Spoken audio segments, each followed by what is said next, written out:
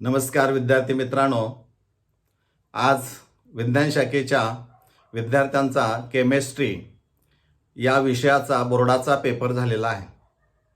विद्यार्थी ज्यावेळी वर्गामधून बाहेर पडले त्यावेळेस त्यांच्यामध्ये जी चर्चा होती ती साधारणपणे त्यांच्या अभ्यासावर, त्यांना वैयक्तिक कसा पेपर गेलाय त्यावरती अवलंबून होते.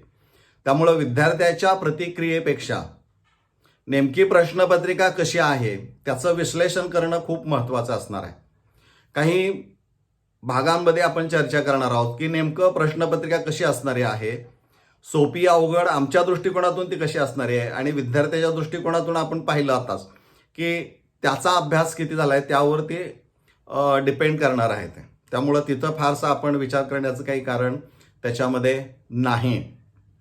सर्वप्रथम प्रश्नपत्रिकेमध्ये 2 चुका झालेल्या आहेत.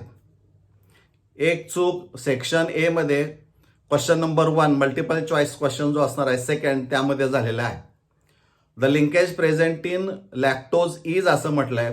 त्यामध्ये ऑप्शन बघत गेला तर ऑप्शन बी आणि D both are the same, identical आहेत आणि ॲक्च्युली त्याचं उत्तर आहे ते सी, म्हणजे बीटा जे सी ऑप्शन जे असणार आहे ते सी ऑप्शन त्याचं करेक्ट असणार आहे, हे आपण लक्षात ठेवायचं आहे.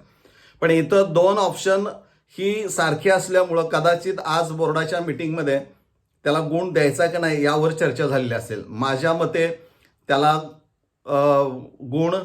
बोनस गुण देतील असं मला व्यक्तिगत वाटत नाही, कारण उत्तरावर त्याचा काही थेट परिणाम होत नाही. पण चूक झाली म्हणून कदाचित ते विचारही करू शकतील. हा एक भाग. आणखीन एक बोनस गुण तुम्हाला कुठं मिळू शकेल तर क्वेश्चन नंबर 31 त्यामध्ये अगदी शेवटचा प्रश्न आहे पहा, कन्व्हर्जनमध्ये सायक्लोहेक्झेन टू ॲडेपिक ॲसिड त्याने असं म्हटलं. ॲक्च्युली इथं सायक्लोहेक्झिन टू ॲडेपिक ॲसिड असं असायला पाहिजे, परंतु इथं क्लिअर कट प्रश्न चुकीचा असल्यामुळं इथंच मात्र 100% तुम्हाला 1 गुण बोनस हा द्यावाच लागेल. तिथं त्यांना दुसरा अल्टरनेटिव्ह असणार नाही. म्हणजे बोनस गुण हे यावर्षी तुम्हाला 100% मिळणार, यात काही शंका नाही. दुसरं, प्रश्नपत्रिका एकूण 4 सेक्शनमध्ये विभागलेली असते. सेक्शन ए जर आपण पाहिला की ज्यामध्ये MCQ 10 आणि आन्सर द फॉलोइंग क्वेश्चन जे असणारे आहेत ते 8. 18च्या 18 प्रश्न जर तुम्ही पाहिले तर अतिशय सोपे आहेत, अवघड त्याच्यामध्ये बिलकुल नाही.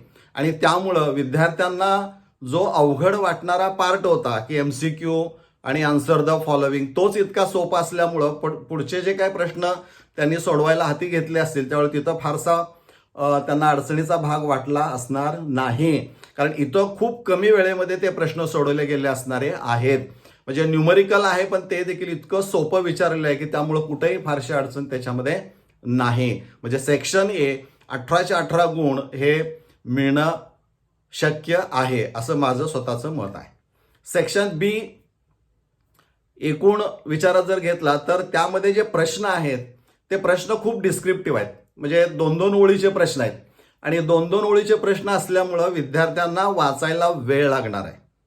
तिथं जर वेळ लागत असेल तर निश्चितच लिखाणासाठी सुद्धा वेळ लागणार आहे आणि त्यामुळं तिथं मात्र वेळ जो कमी वेळेमध्ये तिथं प्रश्न सोडवणं अपेक्षित आहे तिथं मात्र प्रश्न लवकर सोडवला जाणार नाही, त्यासाठी वेळ जास्त लागणारा आहे. प्रश्न सोपे असले तरी वाचण्यासाठी आणि पुन्हा वाचून लिहिण्यासाठी मात्र वेळ हा निश्चितच जास्त लागणारा आहे, यामध्ये काही शंका असणार नाही. यातले न्यूमरिकल जर पाहिले तर ती टेक्स्टबुक मधलीच असणारी आहेत. काही न्यूमरिकल्स अशी आहेत की ती टेक्स्टबुकमध्ये आहेत पण ती थोडीशी मॉडिफाय करून विचारलेली आहेत.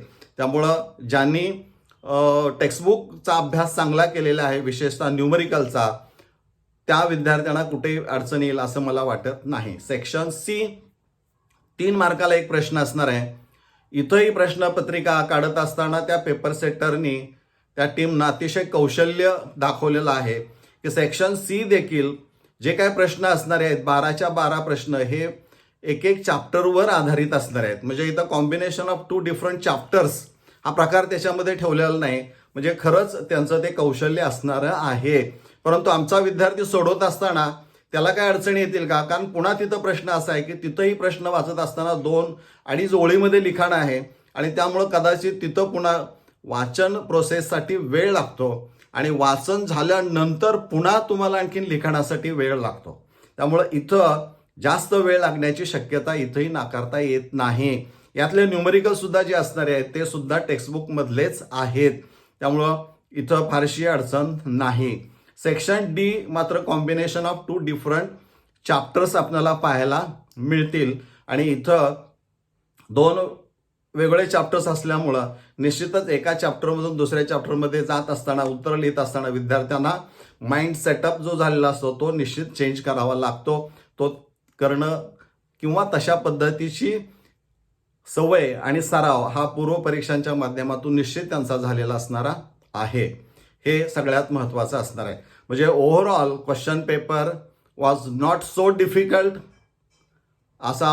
असं म्हणायला काही हरकत नाही. म्हणजे तितकासा फार अवघड आहे असं वाटत नाही.